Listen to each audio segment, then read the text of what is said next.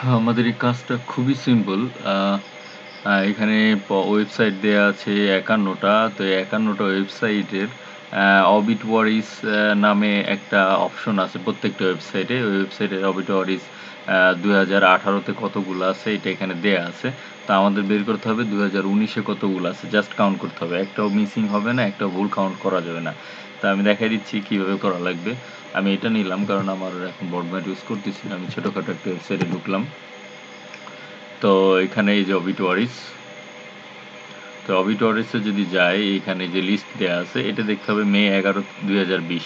আমাদের লাগবে ২০১৯ থেকে। তো এটা ম্যানুয়ালি নেক্সট দিয়ে যাইতে হবে। ২০১৯ এটাও ২০২০। ওকে, তো ২০২০ এই যে ২০১৯ এখান থেকে শুরু।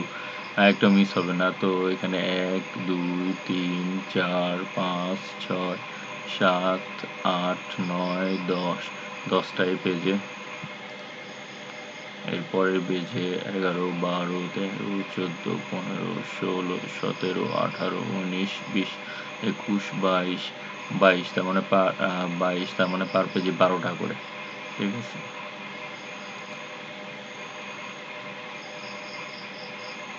২৩, ২৪, ২৫, ২৬, ২৭, ২৮, ২৯, ৩০, ৩১, ৩২, ৩৪, হ্যাঁ, তার মানে পার পেজ ১২ টা করে ৩৪।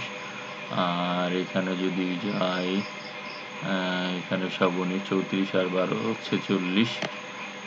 নেক্সট ৪৬ আর হলো ১২, ৪৮ আর ১০ ৫৮,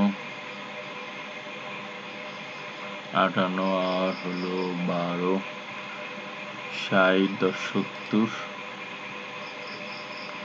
৭০, আচ্ছা ৭০, ৭১, ৭২, ৭৩, 73।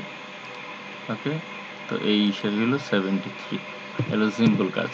তো এখানে যেটা শিওর হইতে হবে যে কাউন্ট যেন ভুল না হয় বা কাউন্ট যেন মিসিং না হয় বা ২-১ টা পেজ যেন বাদ না যায় বা ভুল কাউন্ট না হয়। তো এইটা বুঝার জন্য কিভাবে বোঝা যাবে যে যদি আমার ডাটা যেটা আমি কাউন্ট করছি এটা আগের ২০১৮ র কাছাকাছি হয় তাহলে বোঝা লাগবে যে হ্যাঁ, আমার ডাটা কাউন্ট ঠিক আছে।